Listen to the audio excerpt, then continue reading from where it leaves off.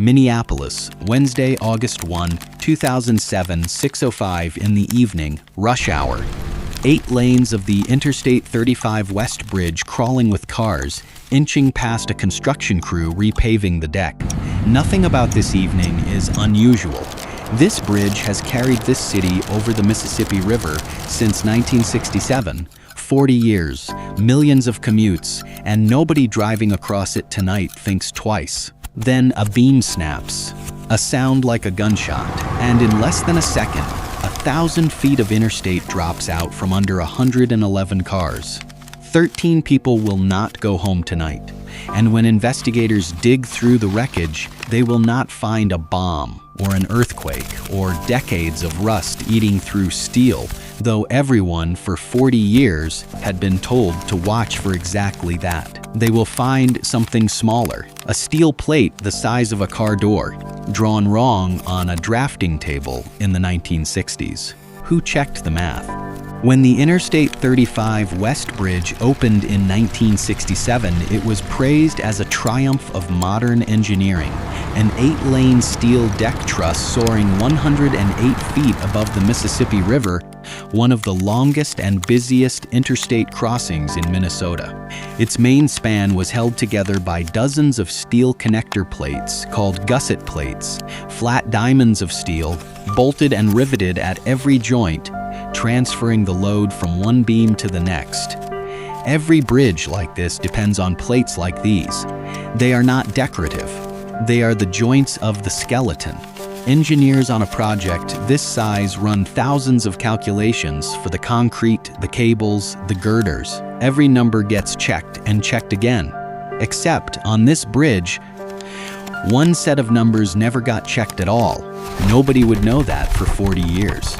The bridge was designed by the engineering firm Sverdrup and Parcel and Associates. And when the National Transportation Safety Board finally reconstructed the original math, they found the gusset plates at 2 critical joints, known as U10 and L11, were sized at roughly half the load capacity the design code required. Half, not a rounding error, not a minor miscalculation.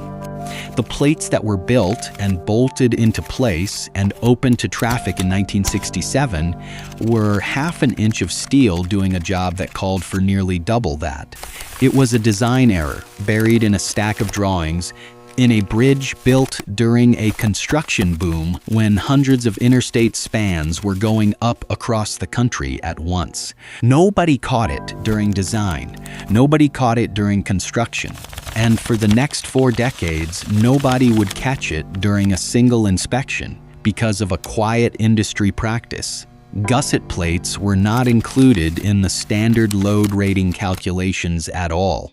Minnesota inspectors did watch this bridge. Beginning in 1993, the state inspected it nearly every single year. And starting in 1994, those inspection reports flagged something real: rust, corrosion, section loss in the steel, especially around the bearings and the gusset plates themselves.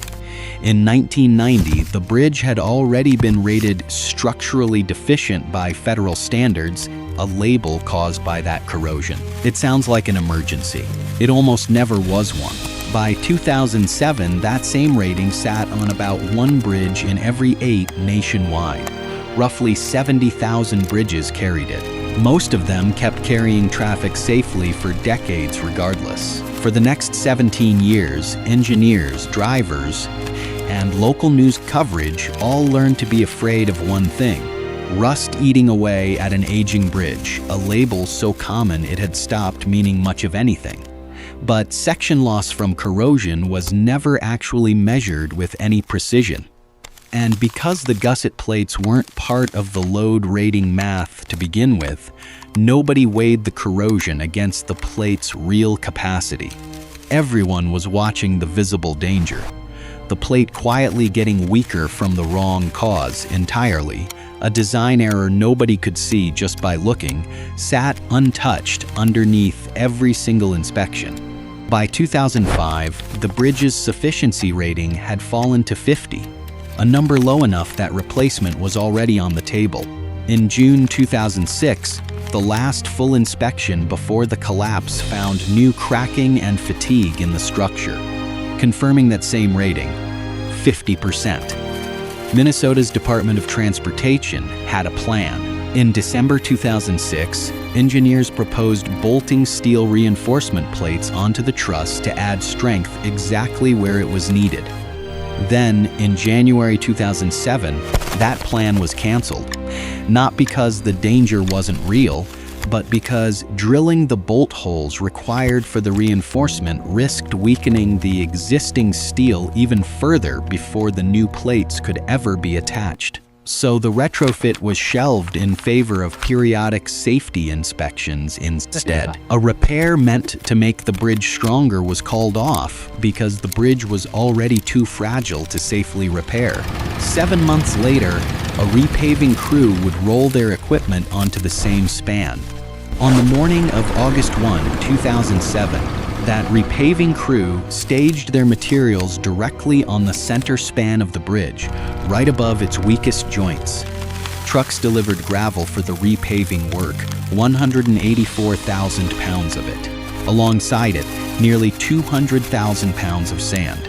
Parked alongside it, a water tanker carrying 3,000 gallons, a cement tanker, a concrete mixer, a small loader, and a line of buggies for moving material around the site. Altogether, investigators would later estimate close to 580,000 pounds of construction material and equipment sitting on the deck that day, nearly 300 tons, concentrated in one place, resting almost directly above the undersized gusset plates from 1967. Add rush hour traffic on top of that, 8 lanes of cars and trucks, inching through the single open lane past the work zone. The bridge had carried decades of added weight from resurfacing projects already. This was the final increment. At 6:05 p.m., without warning, the center span gives way. Drivers on the bridge would later describe hearing a loud snap, then a clank, then feeling the deck begin to shake beneath their tires. In under a second, the failure spreads. 1,000 feet of the deck truss comes apart. The main span goes next, the section carrying 8 lanes of rush hour traffic. 456 feet of it tears loose. It drops 108 feet, straight down into the Mississippi River and its banks. 111 vehicles are on that section when it lets go. Cars land nose down in the water.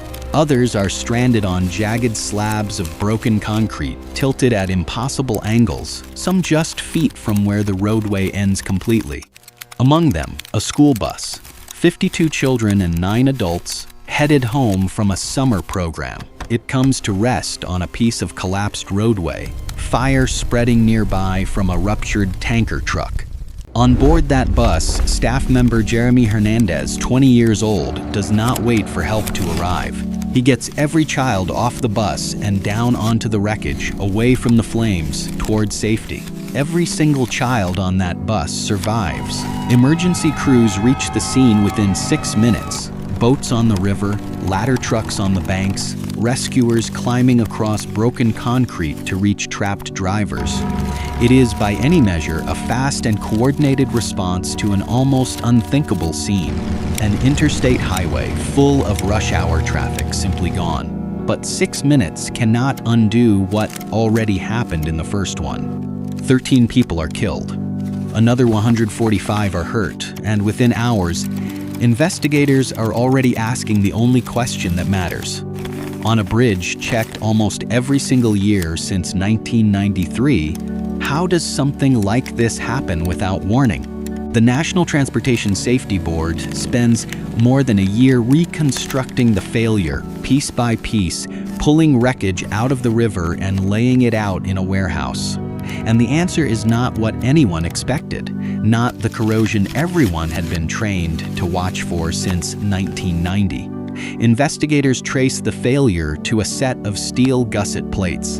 The joint is called U10. The plates there are decades old, drawn at roughly half the thickness the design code required, back in the 1960s. Under the combined weight of decades of added concrete rush hour traffic and nearly 300 tons of construction material stacked almost directly overhead, the undersized steel finally reaches its limit. It tears cleanly along a line of rivets, the exact seam a hidden design error had made the weakest point in the entire bridge 40 years earlier. Who checked the math? For 4 decades, through every single inspection, the answer was no one. Nobody had ever been required to.